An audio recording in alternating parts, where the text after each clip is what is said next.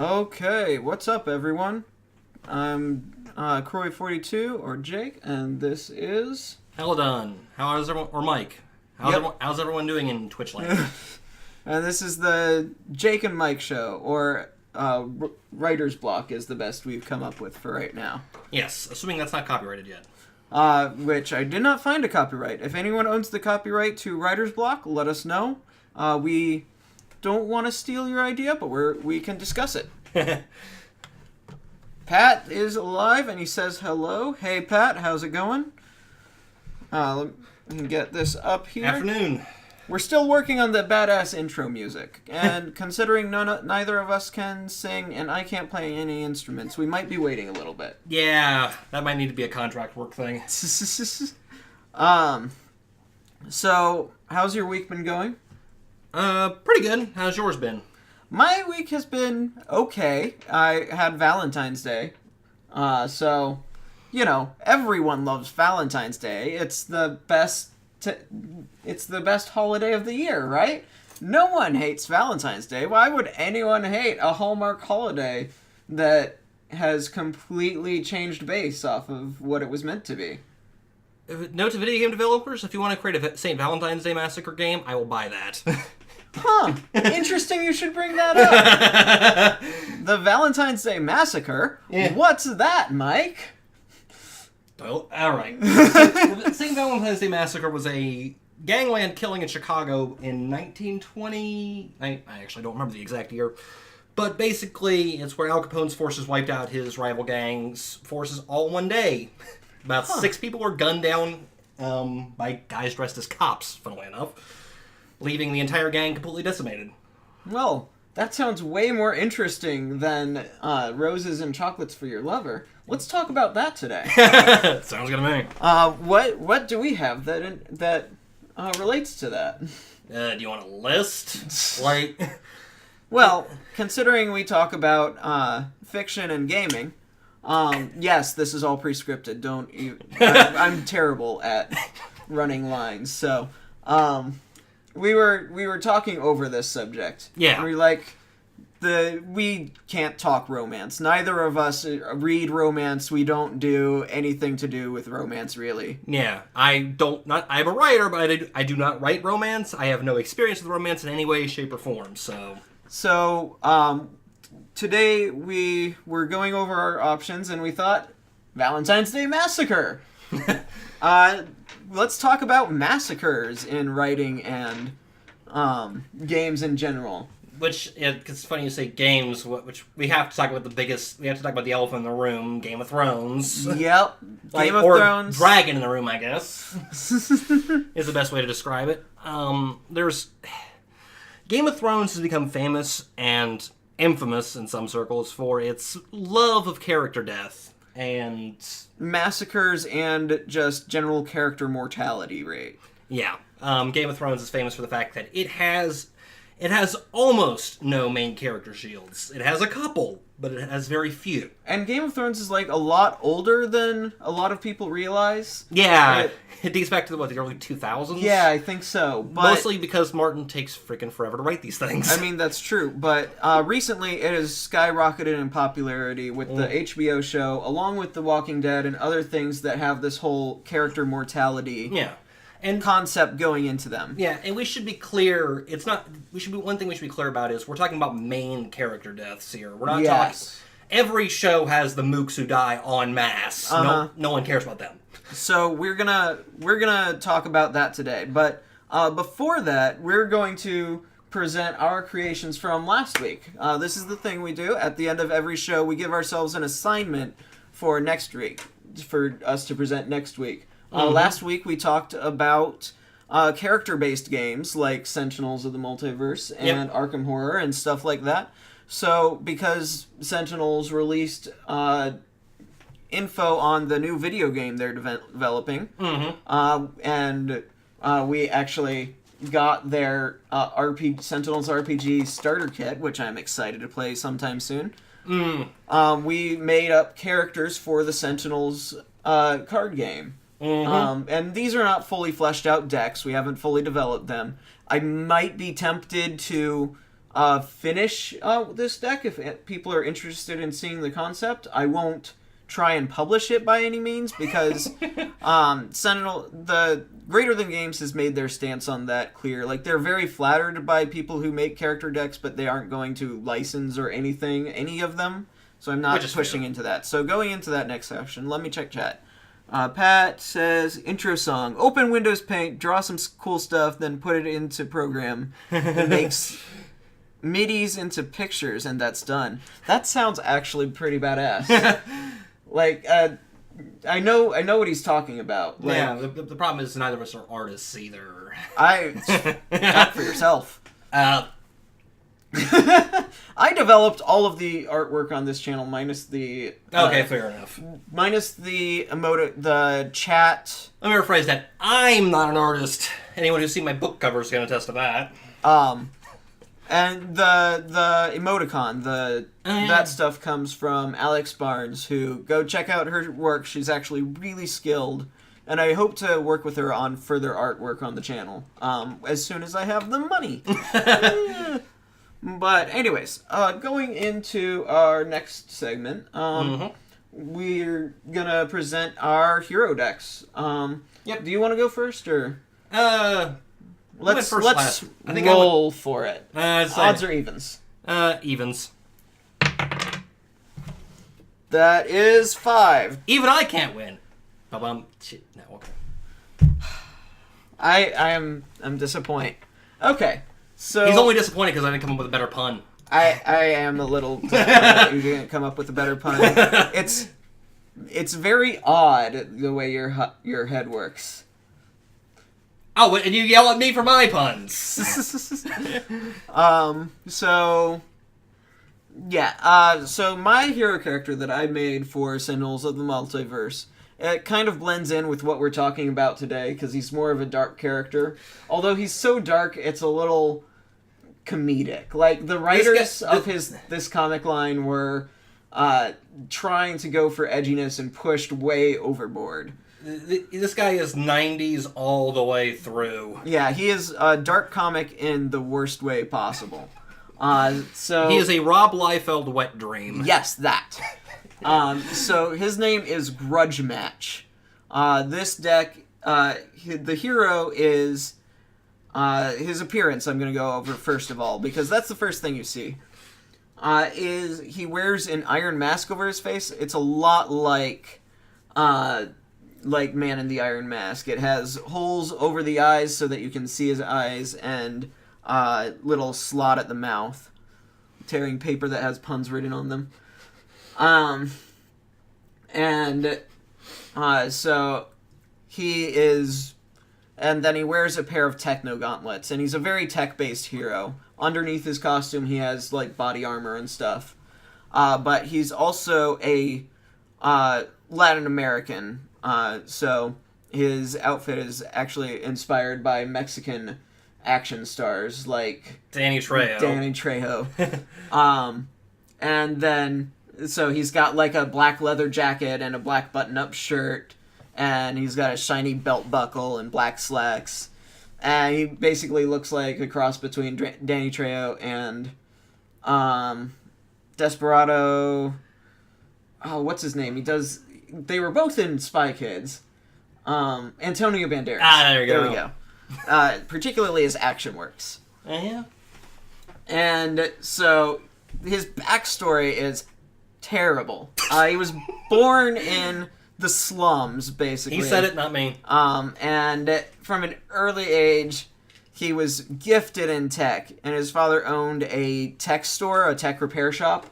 And so he would sit in and watch his father, take apart this stuff and improve it and put it back together, and he kind of learned things as he went along. And then he would kind of watch the process, and he would start working with it himself. And around the age of 10 or 11, the organization, the crime syndicate of the area, upped their prices on his father's repair shop.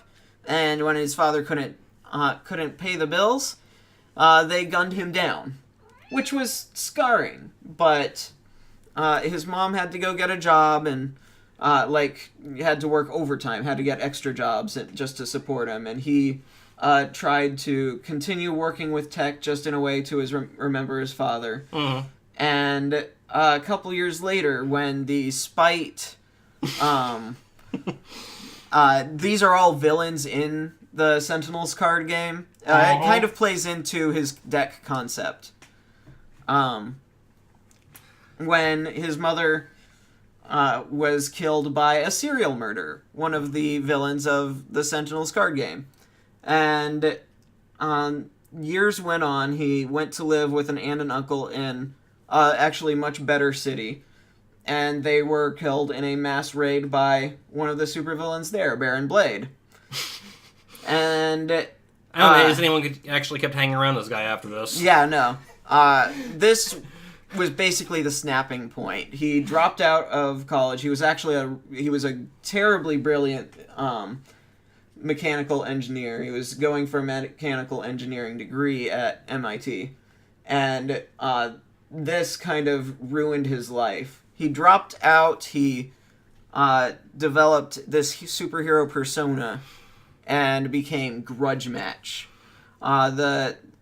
He has an HP of 30. He has a hero power which changes a villain's nemesis icon to his icon. Mm-hmm. And deals 1 damage. And deals 1 damage for 1 turn. He changes their icon for 1 turn. So if he wants to stay their nemesis, he has to keep beating on him. Exactly. And then his main card... And for all the people who don't know what Nemesis does, it increases the damage you do to the villain and increases the damage the villain does to you by 1. And so he has a main card of Battle Arena, which is an ongoing that sections him and the villain off. The villain target can't be affected by any other targets, and he can't be affected by any other heroes. It lasts for 1 turn. But it's kind of the idea that he projects out a force field and kind of sections them off in a room. Yeah, and also it looks like all damage from that target is redirected towards Grudge Match. So his whole idea is that he has a personal vendetta against all villains. He's kind of Punisher-like, but taken to 11. No guns. No guns. He's like a cross between Punisher and Batman, given that Batman has no guns policy. Yes. So that's my guy. I don't want to go too depths into him. He's also got his Techno Gauntlets that do a bunch of damage and are kind of the same thing. Like, he's very much about sectioning a target off and taking them out. He's very weak on 4 planning, so he doesn't have a lot of draw power. And he doesn't have things to support other heroes very well, which kind of reflects just his inability to work with anyone else, as most tortured past people do. Ask the Punisher sometime about that. So, what I learned from this, I figure we should probably actually talk about what we figured out from this project, is like creating a creating a character for a character-based game is really interesting in that you need the game mechanics to kind of feed into the feel of your character. Yeah, creating a character is... Getting a character is the easy part. It's making the character fit with the gameplay and actually making them slot into how the game itself works. That can be the hard part. And also just making the character come through in the card and the actual gameplay concepts. Which I think that is something that is hard to pull off, and we don't make a habit of playing bad games, so yes, it's hard to find bad examples of this kind of thing. Yeah, but it's something that is it's kind of the opposite of what I normally say, which is that it's something that's impossible to see when done right, but easy to spot when done wrong. This is a thing that's really easy to spot when it's done right. Oh, yeah. And it feels natural. Mm-hmm. It's something Sentinels does really well. And it really got me in mind for how to make my mechanics line up with a character concept. Yep. And That's why everything he does sections off a villain target, because he's very much an Avenger about going toe-to-toe with a particular villain. He gets a grudge, and he centers in on that target. And he has numerous nemesis that he just continually serial targets, basically. So, Pat says, my supervillain is a really poor cyborg junkie that just wants to rob banks with his superpowers to get more cyborg or robot-like parts. I'm having shocker flashbacks. That is a bit shocker-like, but... only your guy might actually be good at his job. Well, just to relate that back to what we were saying, though, like, if you were to make that character, you would make him to, like, continually take down heroes and their abilities. He would destroy tech, like Rampant, and probably get them to, like, when a hero puts out a tech card, he would flip over a card to destroy that and put it in his play area. Kind of like we were facing Progeny. with... Not Progeny. Not Progeny. Choke Point. Choke Point. And power up from the more cards that he had, the more tech cards that he has in his play area. Exactly. So that would be kind of the idea of... And a lot of his cards might, for his own tech, would probably reference the fact that his tech's not particularly good, so it might last only one turn or something. Right, blow this up at the end of the turn. Or blow this up, this lasts as long as there are cards in his play area. Yeah. So, in order to keep his tech going, he has to continue blowing up stuff from the heroes and pulling it into his play area. Yeah, I can see that. Yeah. So, but that's what I have for my hero. Yep. How about you? Well, he went to the 90s, I went to the 30s. I noticed this, my logic behind this idea was, I noticed that Sentinels doesn't actually have an overabundance of pulp characters. In fact, I don't think it has any. Expatriate is a little pulpy. But she's more 90s than anything. She's essentially their Punisher. I mean, yeah, but, And the two aren't necessarily completely disconnected from each other, but still. Oh, wait, no, I'm thinking the wrong pulp. Because pulp has come to mean two different No, things. not pulp fiction, no. Right, that's what I was thinking. No, pulp as in 1930s pulp characters, like, I was thinking, Chrono Ranger's kind of pulpish, but if he was a pulp character, he would literally just be a cowboy. He wouldn't be a cyborg cowboy, he would just be a cowboy. The most pulp character I think they have would be Wraith. But Probably. She doesn't play like pulp. Yeah, she's based on Batman, who did start off life as a pulp character, essentially. Pat says he doesn't know what game we're talking about, so I'm going to link that real quick. You talk about your character, though. Yep, so, my character is Mr. Z. Why, yes, I did borrow this idea from the Sandman. Why do you ask? Basically, he was a doctor who, living in Rook City, came to the conclusion and got tired of patching up the results of bullet wounds, stab wounds, drug-induced wounds, especially from spite, thank you. got tired of patching all these people up and seeing medics and doctors and police put themselves in the line and get absolutely nowhere. And decided that finally put his specialty as an anesthesiologist to use and take to the streets. Unfortunate. So he managed to scrounge together the equipment to put together the gas mask and gas gun he uses as his crime-fighting tools. So, I actually have not read quite through Sandman. I started it. I never found the time to finish it. We're talking the original Sandman from the 30s. Yeah. Okay, not the... Okay. Not the Dream Sandman. That's an entirely different character. That is... Well, and he has a little bit of... Like...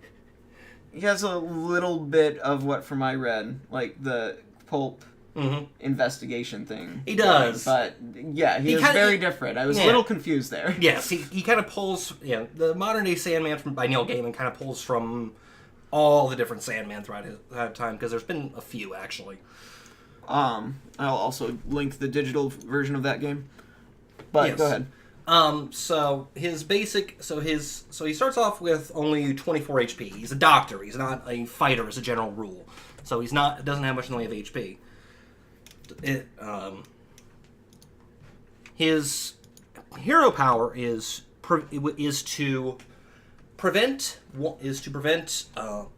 called sleeping gas. It prevents damage that one non-character target would do to someone would do to a hero. Mm-hmm. Basically, so it can't target the main villain, but it can target the villain's little mooks and prevent them from dealing damage. So he does well when there's only one or two of those guys, but against someone like the Matriarch, there's only so much he can do. Right. He can't gas them all. Mm-hmm. By the way, little side note, a little interjection. Sentinels is $1 right now on Steam. I highly recommend you get it. That price, hell yes. Yeah. $1 is not. $1 is. If you don't already have it, go pick up Sentinels. It's amazing. Seriously, you'll have so much fun with that game, and it has online playability. So even if you don't have someone else who plays it, you can easily play it with online. So, anyways, so he does really well against like single target enemies, but he does well against guys who only have a few targets or only have a few minions, but if he has to go against someone like, say, the Operative or the Matriarch, he doesn't do so well. Because those guys flood the board. They do. They continually put out enemies. Yeah. And there's very few ways outside of a few specific cards that can actually stop them from doing that. Right. One of his main cards is his gas mask, because the way I figure him is he has a lot of cards that will affect both villains and himself, but the gas mask stops them from affecting himself. So if he's just using his gas, then it'll affect both the villain and him, but he needs the mask to prevent that from screwing him over. So he's like pulp era, but not really detective. He is a detective in a lot of ways. He definitely will spend most of it, if he were in a comic book, he would spend most of his time investigating the villains and then tracking them down. But he has absolutely no problems just dropping a gas grenade in there and going toe-to-toe with them either. Okay. So, did you think of anything to reflect, like, his detective side? I figure with his detective side, he'd be fairly good at picking up cards, recovering cards, or looking into, or one or two cards to look into what the villain's looking to do. So, So almost kind of like Visionnaire does, where she's able to look at the top of the villain deck. He would be able to look at one or two cards from the villain deck and say, okay, what's this guy about to do? Mm-hmm. He won't necessarily be able to stop it like Visionnaire can, but he can at least see what's coming up. I really like characters like that kind of control the scene. Mm-hmm. One of the things I think that would work out real well for a pulp era detective is interacting with the environment more. Mm-hmm. That would be good too, yeah. Definitely I like the idea of looking at the top of the villain deck and messing with what he's working on. Mm-hmm. But also there was a lot of going around the city and talking with your insiders, and maybe some redirect environment damage to the villains. Yeah, or that would be good too, yeah. To get kind of the idea of him pooling his contact. Yes. Yeah, his contacts. Or being able to search for, or being able to look, or maybe a card to be able to look for targets in the environment deck and pull them out if he wants to. Mm-hmm. Because to look for the idea that he's looking for new contacts or new allies in the environment around him. It's like, hey, I know a guy. I'll just go talk to him and see what he says. Or I know a T-Rex and see what he says. Yeah. Well, and that'd be a cool thing. If you up your damage based on the amount of environment targets that are currently out. That could be a possibility, yeah. And it would be pretty balanced too, because not all environments have targets. And not all environment targets are things you want out anyway. Mm-hmm. So there are plenty of environments where the targets are just like, no, could you go away, please? Please? But yeah. Anyone who's ever hung out in Atlantis for a while knows that one. Yeah. Hey, Kraken. Man, I'm just gonna go over here. I always hated the white phosphorus chamber. That thing always hurt like hell. Yeah, no, it did. But so I like that though, and he has a lot of room for like his mechanics to line up with his character also, which is like I said, that's the thing that I really discovered going through this project. And one of the things I figured out was, especially when you're talking about a game that has this many characters, it becomes important to figure out what the game isn't. I was looking at what the game wasn't doing or didn't have a lot of, and saying, okay, what can we do more of? What can I work with here? And that's kind of a difference between our games and our actual comic books that we do. Because comic books and general book series in general, things like that, they pull off of each other constantly. Oh, yeah. So, like, you get... Spider-Man who inspired Static Shock, and while they're different power sets, they're very similar storylines. And with a game, if you pull that stuff, you don't get a player who just plays one or the other. You get a player who's playing both, and he gets bored by it. Right. And, like, the million or so super strength heroes out there, or, Jessica Jones to... to Superman to all the others, it becomes really important to look at the idea of what aren't we doing and what can we do more of, because that's how you just keep things fresh. Because if a comic company publishes the same guy twice, you go and buy one or the other. If a game publishes the same thing twice, you're generally a little frustrated with having to buy the same thing over again. Right. And it's also a case, and it can also cause issues with burnout because you're playing the same character all the time. You're just after a while just like, I want to play something else. Is there anything else? No. Okay. So I really like that. So for the record, because I forgot to mention it earlier, this is Michael Dennis on Amazon. Yes, I am. He writes the series Gathering in the Shadows. Gathering in the Shadows and the Urban Cohort series. The Urban Cohorts. One is fantasy, one is superhero action, like urban superhero stuff. Yep. Go check him out if you want. Follow him at Amazon or on his Patreon. Yep. Also, you write a blog. Yes, I do. I write a blog. This week was romance. Yes! God, why do I do this to myself? But yes, this week was romance, touching on romance and fantasy, specifically what authors could avoid in romance and fantasy. It's quite a bit. Yeah, there's some issues with romance and fantasy books. But yeah. there are also ways to do it effectively. Oh, there's definitely ways to do it effectively. One of the things I love about writing is no matter how bad an idea seems, there's always a way to do it well. Yeah, I'd say that's accurate. Ask Jim Butcher about that sometime. Jim Butcher, writer of the Dresden Files and the Codex Alera series, does a really good job with his characters and keeping them realistic. Yes. And one of those factors is the relationships between the characters. They are there, you can feel them, they feel very real. They feel very natural, and when problems crop up, they don't feel like the writer just pulled them out of nowhere because he needed a cheap piece of drama that week.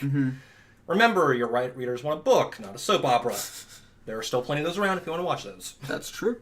So, that being said, let's move on to our main subject of the week, which is kind of character mortality, massacres in fiction, which includes a lot of Game of Thrones, a lot of... Yep.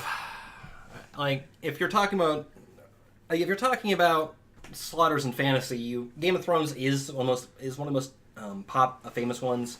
It's famous for its character death. I think it's overly famous for its character death sometimes. I agree. I know you read Game of Thrones, and you enjoy it a lot. I am actually one of the people who is not a huge fan of it.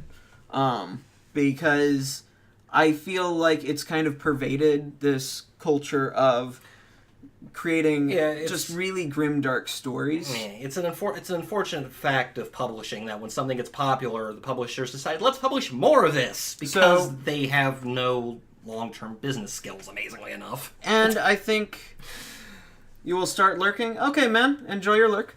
But Lurk. I think that Are you mired in the lurking?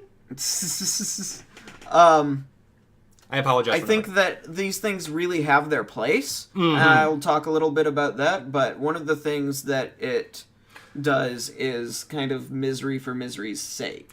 And that can be a real threat, especially with some of the imitators. I'm not as convinced about that as the case in Game of Thrones, although it does happen sometimes. Yeah.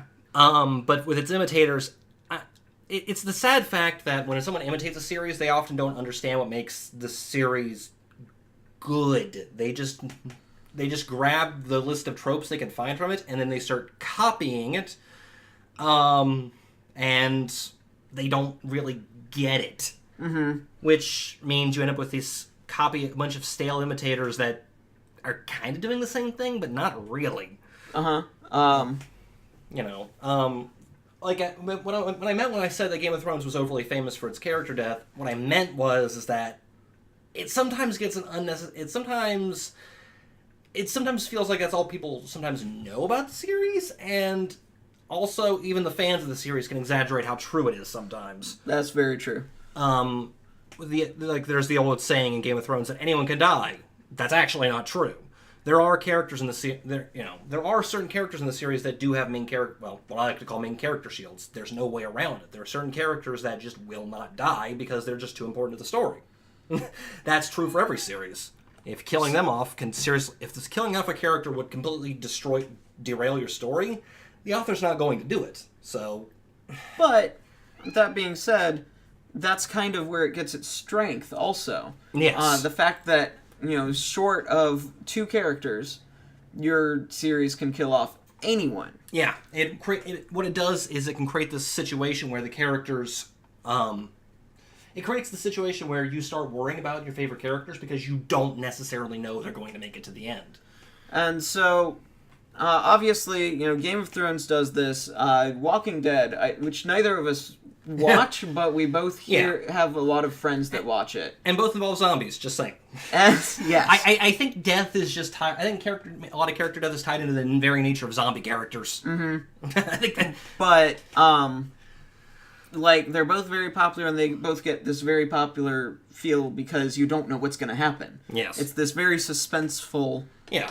Who could die this week? Yeah, both series can be very good at extracting a lot of drama and a lot of stress from their audience because of that fact. Mm-hmm. So, and there aren't a lot of popular straight-up imitators. Well, it's the hilarious thing about the imitators. Publishers like imitators, but the fact of the matter is they don't generally get that popular. Exactly. If I wanted to read Game of Thrones, I would just read Game of Thrones. I don't need a copy. If you could not set that on. Yes, I wasn't going to. But what is popular is these tropes bleeding over into other series.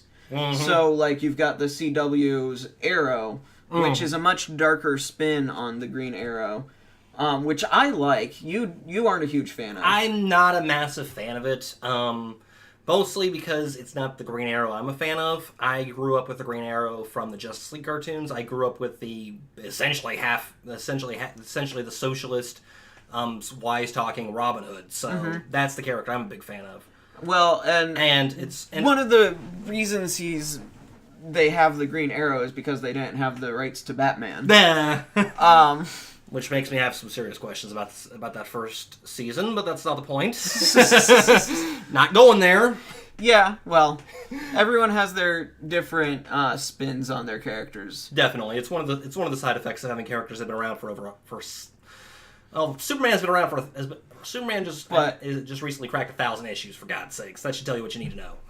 But there's the superhero shows, though, is one of the ways that you can see the good and the bad of this, because without this thing bleeding over, you don't get the CW shows, you don't get the popularity of Arrow, you don't get that hard-boiled thing that's going on with the first season, but it also turns into people taking it too far, like what happened with Man of Steel. Right. Where Superman had to be dark and he had to be brooding. Yeah.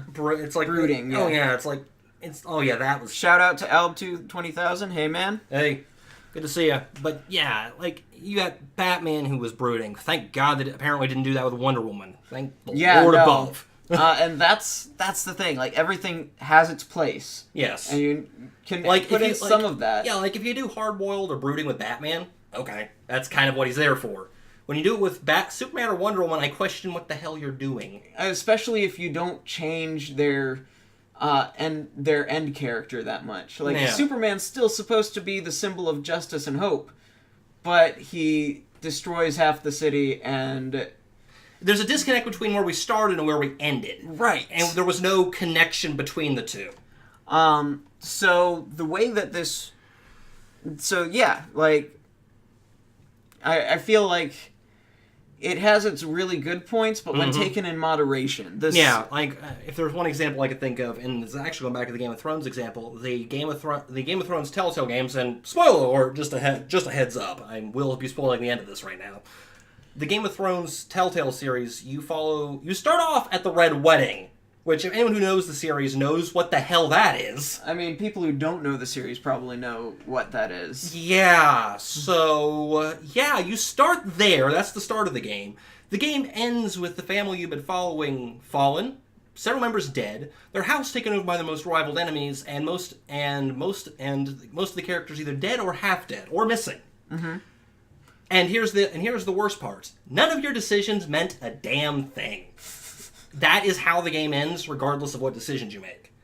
That's not fun. It's not fun. It's possibly effective, but it's not gonna... Yeah, like, it fits within the Game of Thrones paradigm pretty well, but it does not make for compelling gameplay. Right. And that's a really good transition into our other talking point, which is how this happens in games and how it's done right and how it's done wrong. Right. You don't know read or watch, but you know exactly what the Red Wedding is. Exactly. Like, it's so famous for... Yeah, it's basically part of our cultural tropes now at this point. And that's one of the things. Like, you talk about all of these influential authors throughout history. Well, Martin is an influential modern author. He is... Mm-hmm.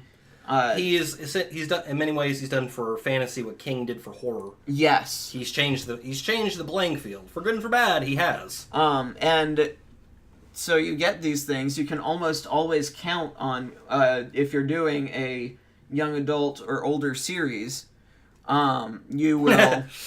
Yeah, I get what he's saying. Yeah. Yeah. You never cared for Game of Thrones, but you know the entirety of it because of spoilers. Pretty much. But you can almost count on, in any series, there being a turning point where someone important dies. And depending on the series, you could almost set your watch by it. Yeah. But this can be done really effectively. And we've already gone over that, though. That is what we've said. Yeah, and in gaming, it can be done well or it can be done poorly. For example, I remember a year or two ago at E3, they were showing off the games, and people were taking bets on which character in the trailer is going to die. Yes. Because they can just predict that. Which, at that point, it doesn't affect the audience at all because they were expecting it. Yeah, and gaming things need to not count on that as their crutch, pretty much. Right. They have things that have gotten really popular because of this trope again. Yeah. Like The Last of Us, which is very Walking Dead inspired. Definitely. But it takes that trope and then it puts it on the sideline. Mm-hmm. What it does correctly is that it uses the trope, so you get that tension. You get the tension, but anybody could be up on the chopping block. But you don't get the frustration of having to deal with some nonsense that came out of nowhere where a character you died just because the author decided that's when they should die. Exactly. And also... Hi! Hey, kitty! As usual, let's get those squeaky motes in chat. Squeaky, squeaky, squeak. The little Neko. You do Neko. But, anyways. You coming over here? You gonna fur up my nice outfit?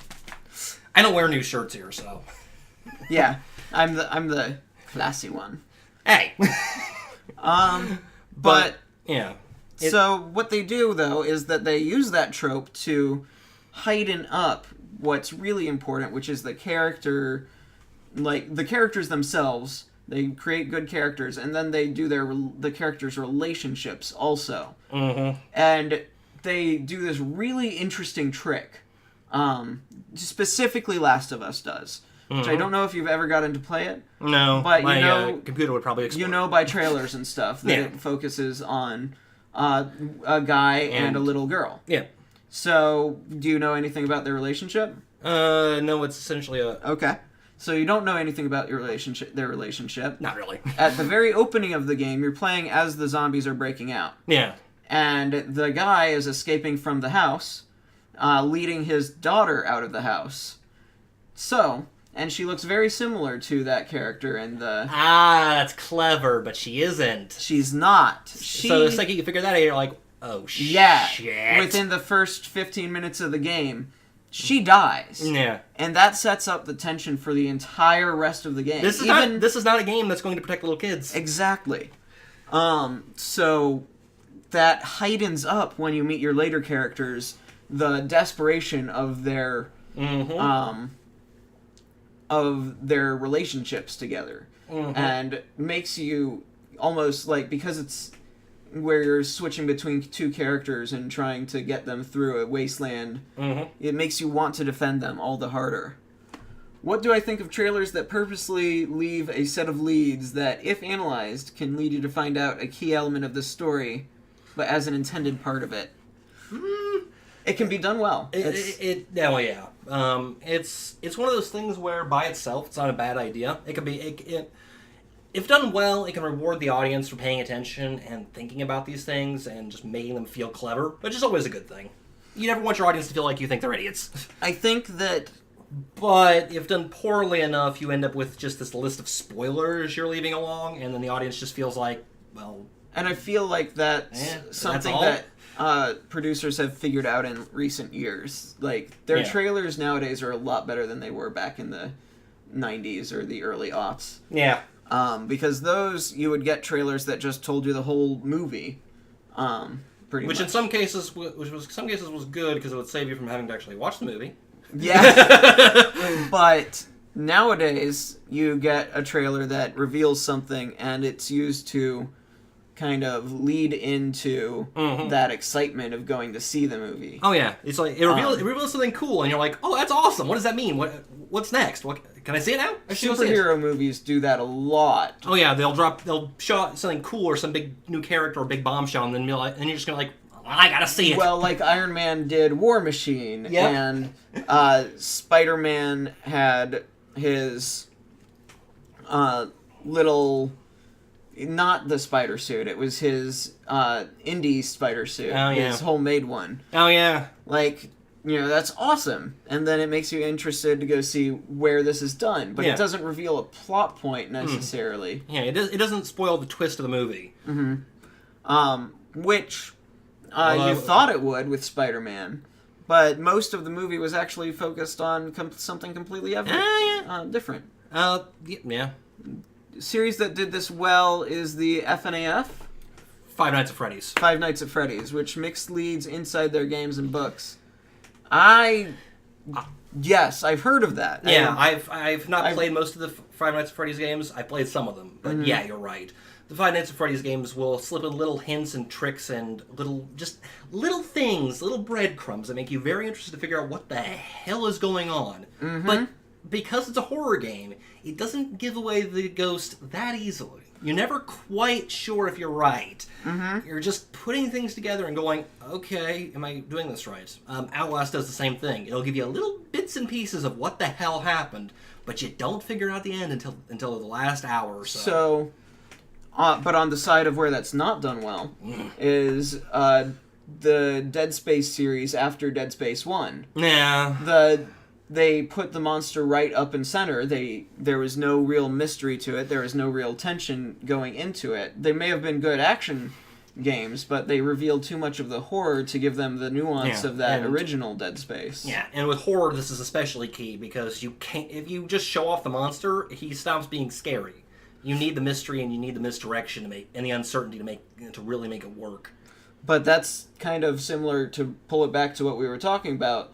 with character deaths. Mm-hmm. You want the audience thinking the character might die. You never want them sure that they're going to die. Right. It's like the old cliche of the black guy in the horror movie.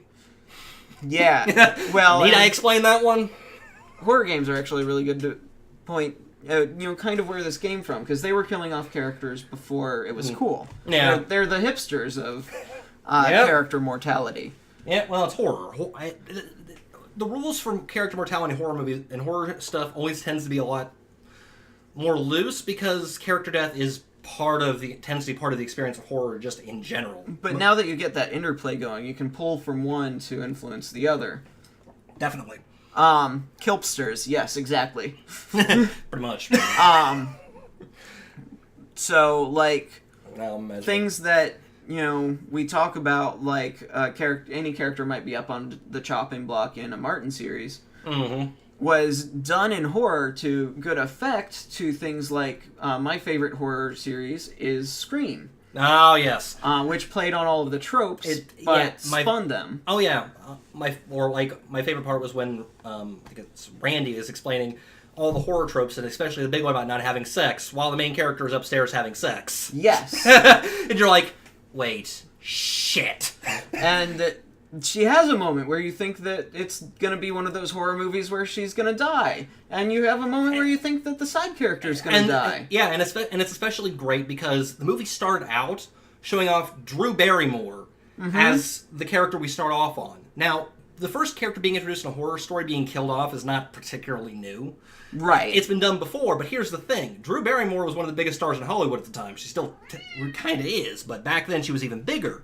So the idea that they would get this top Hollywood-level actress, like an A-list actress, to play the first victim in a horror movie, just never crossed anyone's mind.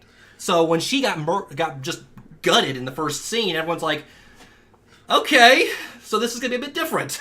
And that's the thing. It was like a parody movie that ended up revolutionizing a lot of the tropes. It was a parody movie that wasn't really a parody. It was essentially one of the best examples of the genre. And so that kind of thing has happened now with games and comics and things like that, where you get what he's saying there about if the characters start recognizing they're in a horror movie, it can get too meta. That can be a legit problem too. If the characters start realizing what they're in for, it makes the audience remember too much that they're watching a horror movie, and that either confuses or bores them. Yeah, no, completely. And that's basically the point of the discussion, is that overused tropes would be a much better... we're talking about death and massacres for our Valentine's Day episode. But it's really just the fact that it just keeps happening. Right. When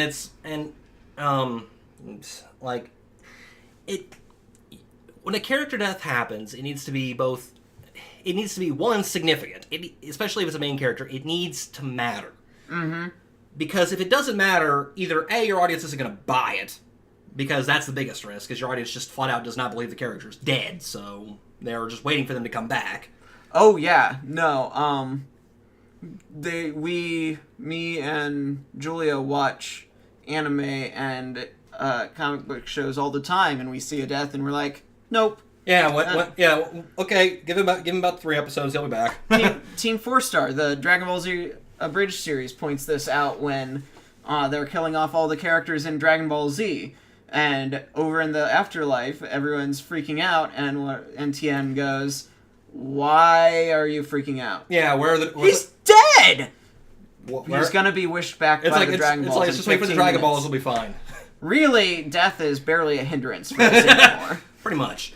And the thing is, and that happens a lot in superhero stories too. It's basically become a joke in comics to this point that characters just do not stay dead. Mm-hmm. And that can be both good and bad. On the bad side, it can mean that... Keep going. On the bad side, it can mean that a character dying just does not get believed, or the audience just gets pissed that the character's dead because they like the character and they are just waiting for them to come back. And it's especially become a problem in later years because they keep doing it. I think the best thing for the comics need to do is just put a moratorium on character death for a while and just say, stop that. They need to put a moratorium on character rebirths. You can't do that, though. You can't, but... No, at this point, you simply can't do that, simply because at this point, it would feel arbitrary and it would feel petty. I've seen editors try to do that, and it just feels petty on the part of the editor because it just feels like they don't want the characters they don't like to come back, whereas all the characters they did like already did. It does, but unfortunately, I think that's really our only way of doing it. There's a delay, so it makes sense. Yeah, but what he was saying was that the pivot point of horror is how much it is what immerses you in it, and whenever something big happens, your brain goes into the book and out of reality, and Lovecraft is really good at doing that, and that's true. King's also good at doing that. When he's good. When he's good, I'm biased in this regard, so I'm just gonna keep my mouth shut. King's one of my favorite authors of all time. So. Oh yeah, he's really good, but he also happens to pump out a lot of books, and it just so happens that if you're pumping out 10 books a year, one of those is probably not going to be your strongest work. True. But anyways, no, that's completely true, and yeah, that's the whole point of character mortality. And what we're getting into, but like what we were saying about the comic books needing to put a moratorium on character deaths, which is an ironic statement in and of itself. Yeah, my thought process behind that is, and this is the problem with a lot of writers, you don't need to kill a character to increase drama. Unfortunately, they do to increase sales nowadays, which is the whole issue of what we're talking about. Is this character mortality thing. It's gotten to be pervasive, where audience members, people who watch Game of Thrones and Walking Dead, expect that death to impact them into something good. What they need to do is they need a major story arc that kills off someone and leaves them dead. They need to bring that tension back into comics. That's the real issue, is that comics have had numerous deaths and they keep bringing it back because it's the joke that the deaths no longer have impact. And you can make good stories and they still get good stories, but they don't make revolutionizing stories because there's a lack of weight. There's a lack of life and death. My thought process behind the putting a moratorium on death was sort of what you were saying, is because it doesn't matter anymore. Whereas if you put a moratorium on it and then and then all of a sudden in 5 years or however long it lasts, someone ends up dying, that actually has the potential to seriously hit the audience, because right now a character dying, no one's going to buy it, even if the character actually is dead. It doesn't matter. The audience just is not going to believe it. They won't. But comics are kind of stagnant right now, is the issue. They have been for a while. The real issue, and I think the other issue, is I would worry about the kind of characters that would get killed off, because I don't trust either DC or Marvel editors to do that right. I don't trust either one of those twits. That's true, but at the same time, you need something to evolve your world. Yeah, but the problem is, I don't think that if they did start bringing back real deaths, they would actually evolve it. They'd start bringing it back to what they were doing with it. Because you have to keep in mind, a lot of these editors have been around in the industry since the 1980s and the 1990s. So they would want to bring it back towards that period. And first of all, we do not need the 90s in comics back. No. That decade can stay firmly dead. I like the 90s, just not the 90s comics. No. But it goes. But honestly, it's also a case of we've actually seen real strides in certain comics with, especially representation with new gay characters, Muslim characters, and characters like that. And I'd worry that if they started bringing back real character death, they'd be the first on the chopping block. That's actually a good worry, and that's mostly because I hate to say it, but they've done it before. Yep. But just kind of to wrap this up. There's a lot of talking about character deaths in this case. Yeah. And the thing that it boils down to is that it's a good thing that there is a sense of tension in modern stories, but you need to... Yeah. You need to balance it out. You need to balance it out. The best writers, they have that mortality, but they... Yeah, and keep in mind, you don't have to kill a character. You can do... There are other bad things that can happen to characters. There are plenty of bad things that can happen to characters. Yes. You wouldn't say comics are dying, but they're getting to a point where they're getting stagnated by repetitive characteristics. Well, exactly, and that's why...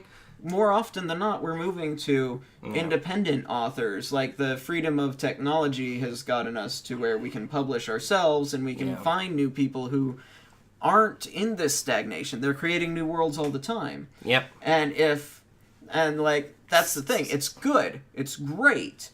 And I still like Marvel and DC and what they did, but they need to evolve. They need to evolve quickly. They do. Which both in their writing policies and in their business models, but that's a whole other debate. That's a whole other debate. We don't have time to go into that today. No, we got like 5 minutes. Yeah. But Batman's entire family is dead, for Christ's sake. Yeah. Well, his biological family is dead except for Alfred. Well, but the best breath of new life into the DC world was Injustice. And which is that was story, ironically enough, but hey. But and also another nice little breath of an nice little breath was their attempt at the Rebirth series did a lot to revitalize the series. It did a lot to both end the stupid decisions they did in the New 52 and connect the new stuff that they were doing to the old universe they were still working with, which is good. Business is your jam, though? Well, we might get into that at some point. Alfred is Batman's biological dad. That would be a twist. That would be a hell of a twist. That would be interesting. But I think in all of this meandering, let's pin down what the point of this all is. We have this mortality phenomenon, which is going on thanks to Martin and The Walking Dead, mainly. Yes. And some writers use it very effectively. We've pinned down the ways that they use it effectively, which is that they use it to build suspense and enhance character relationships, because you find that being on the chopping block makes you more worried that they're going to go away. If they're too obvious about it, it can cause you to distance yourself early, but that's the balance. And it can also create issues where you're just it's too obvious, or if it's just right the hell out of nowhere. That's the other risk. So that's the basis of what we've said. But in addition, applying this to other things that haven't done this, this is it's over popular, but it needs to be incorporated in some way. You can't have the lack of consequence in your stories that is kind of happening. Yeah, but you need some consequence. You need something to invest. You need consequences. Also remember the consequence doesn't have to necessarily be death. There are worse things than death for some characters. And the third point I would say that we've gotten out of all of this is when we were talking about games, is that it can be used really well in games to up your stress level and make you much more invested in protecting your characters. Aerith in Final Fantasy VII. Aerith in Final Fantasy VII was great, and she was a turning point. Yes.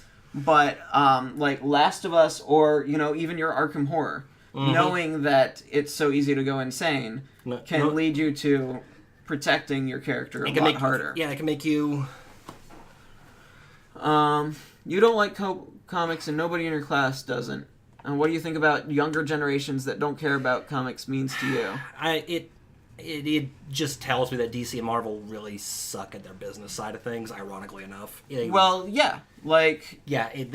do. They've really been bad at getting the latest generation invested in comics, and they've been really bad about adopting the latest technologies to get their comics out there.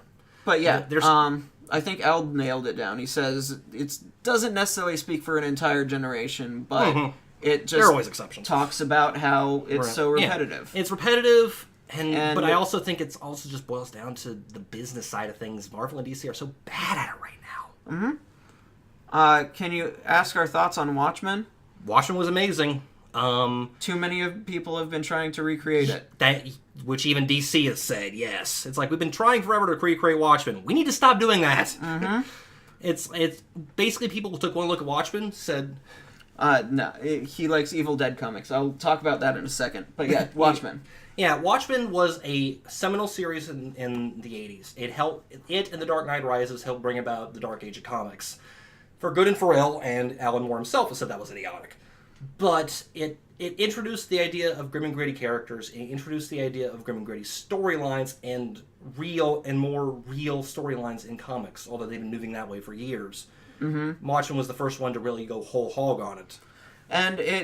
But what people missed was Alan Moore is I'm not a massive fan of Alan Moore's work as a general rule, but I will not argue the fact that he's an amazing writer. He absolutely is. Well, and Watchmen still resonates with a large generation because it's the product of disillusionment. Yeah. It's the product of things starting to go downhill for a whole set of people.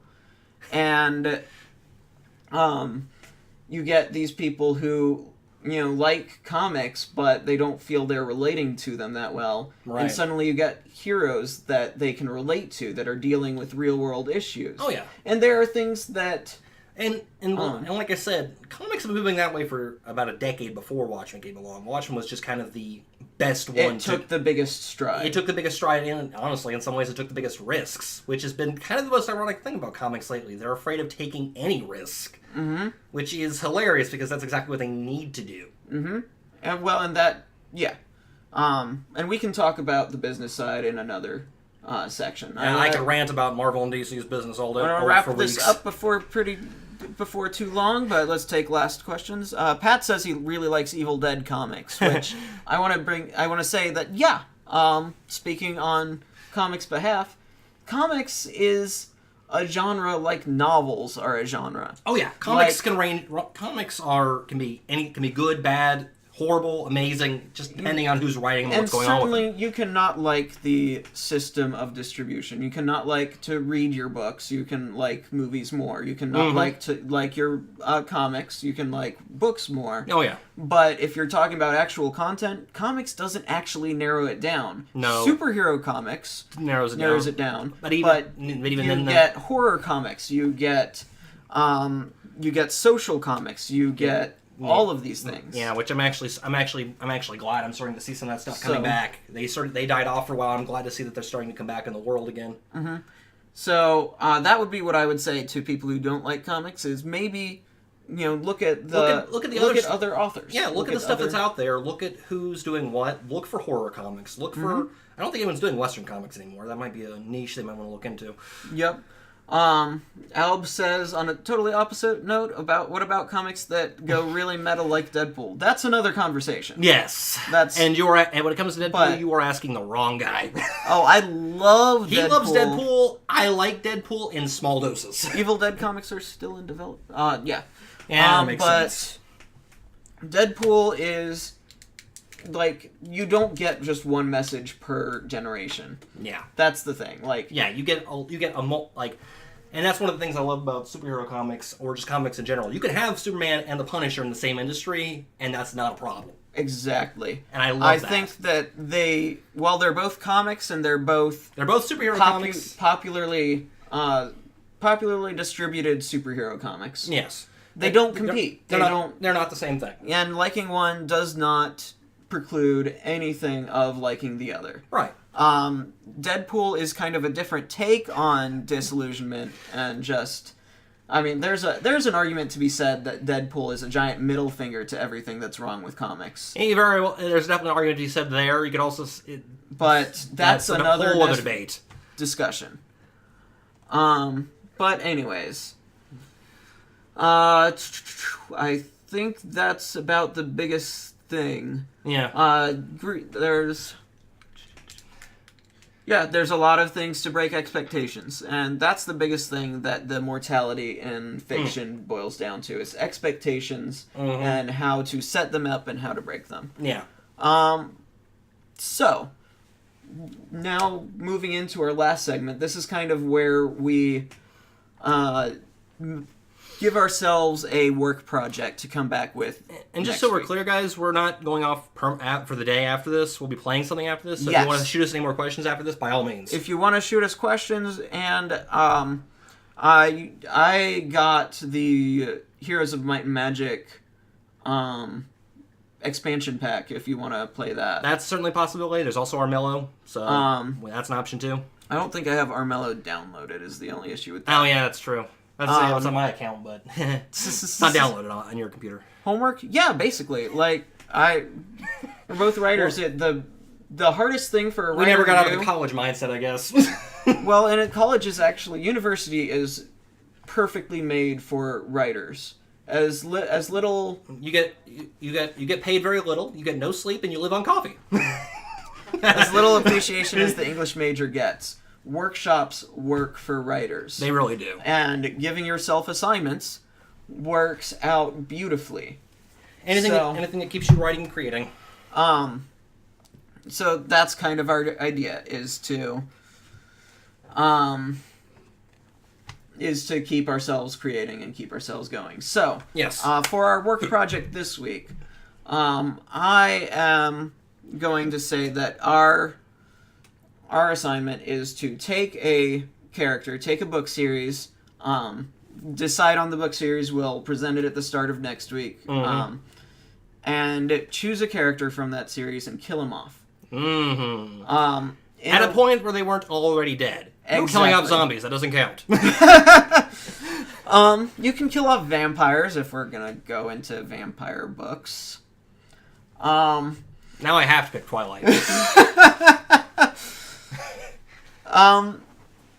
But yeah, figuring out, because we talked about death and about mortality of characters, let's pick a series that didn't kill off a character and a spot where it could have been really impactful and added to the story, and tell our version of how it changes when we kill them off. Mm-hmm. So, 500 words. I will. Yeah, we're basically gonna pick out. I'm gonna pick out a series. You're gonna pick out a series. We'll pick out a side character. Let's not go cheesy and make it the main character, unless we have a really good argument. But killing off Grey would make 50 Shades of Grey so much better.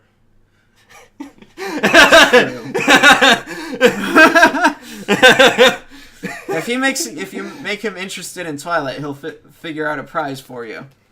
You shouldn't. I always love a challenge. Yeah. So that's gonna be our assignment for this week. Okay. Moving on from that, not moving on to Cornhub. Let's go ahead and. Oh God, no.